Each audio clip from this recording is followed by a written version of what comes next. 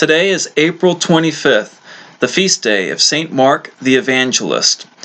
The Gospel of Mark is the shortest of the four Gospels. It's second in order, but scholars and historians believe it's the first one that was composed, maybe about 30 years after the ascension of Jesus.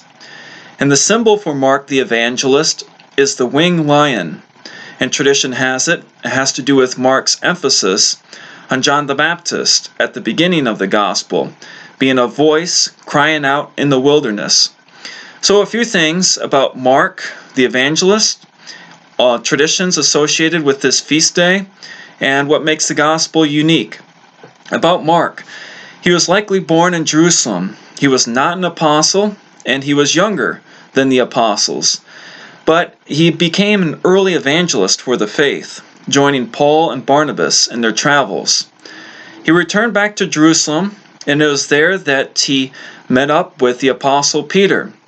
And tradition has it that Mark effectively became the scribe or the secretary for St. Peter.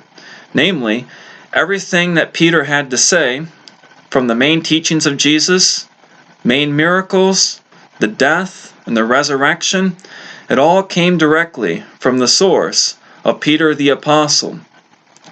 After Mark spent that time in Jerusalem, learning from Peter, and they went their separate ways, Mark went to Alexandria, Egypt, and tradition has it he was their first bishop. He would be martyred for the faith, and the image for that is he was dragged by horses until he died. And so Alexandria, Egypt was the place of his martyrdom on this day, April 25th. So that's a little of his background. How is his feast day celebrated? Well, Venice, Italy is the main place.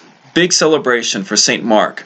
And it has to do with the Venetians obtained the relics of St. Mark from Alexandria. And they did it in a sneaky way. In the 800s, because they had a devotion to Mark and they wanted his relics, they went out there and effectively they stole them. Alexandria was under the Muslim control at that time. And to sneak it out of Egypt, they used this thing to get the relics out. They put the bones in a cart and they put a bunch of pork over the bones because they knew that the Muslims would not touch that. So they snuck out and brought the remains to Venice. And also on this day is a celebration of a few things. Liberation from fascism, which was a 20th century celebration for Venetians, and also many centuries old celebration, Boccolo Day, Rosebud, or the rose flower. Where does that come from? On this day, different this year because people are not going out too much in Italy, but on this day, the men are supposed to give the women that they love a flower, a rose. And tradition has it, many centuries ago, there was a doomed love relationship, kind of like Romeo and Juliet, of a younger, poor Venetian soldier who fell in love with a noblewoman. And as he was going off in battle, and as he was facing his final moments because of the wounds he inflicted, he picked up a rose that was around, held it to his chest, gave it to a friend, and the injured soldier said, "Give this to the one that I love." And the rose was red, but it was also red, having to do with soaking the blood from his heart. And it's a symbol in my last moments. You're on my mind, and you're in my heart. The last one I'm thinking of. And he gave that to the one that he loved. And so for many generations since, the men give the women this rose. Again, maybe a little bit different this year, but it happens on St. Mark's Day. So that's a little bit of how they celebrate. What makes the Gospel of Mark unique? Again, it's shorter, it's quick pace, there's no extra description, and it's also unique in how it opens. Mark does not tell about the infancy of Jesus. That's Matthew and Luke. How does the Gospel begin? Well, here's the first verse. The beginning of the Gospel of Jesus Christ, the Son of God. We could quickly go past that sentence, but right there in that first sentence is Mark's enduring legacy and gift to us. He's the one that used that word to open up his gospel. The Greek word is evangelium, meaning gospel, meaning good news. That's how he begins it. How else is the gospel unique? The point of emphasis for Jesus is he was going to undergo suffering. Yes, he is the Son of God. Yes, he is the Son of David, the new king, but he did not come with his power to lord it over people in some kind of tyrannical fashion. He came as the suffering servant, and that was to fulfill the prophecy of Isaiah as the Messiah would come as a lamb led to the slaughter. So that's a point of emphasis in Mark's gospel.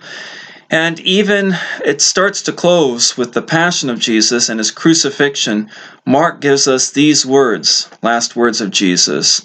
My God, why have you forsaken me? So there's the emphasis on the suffering.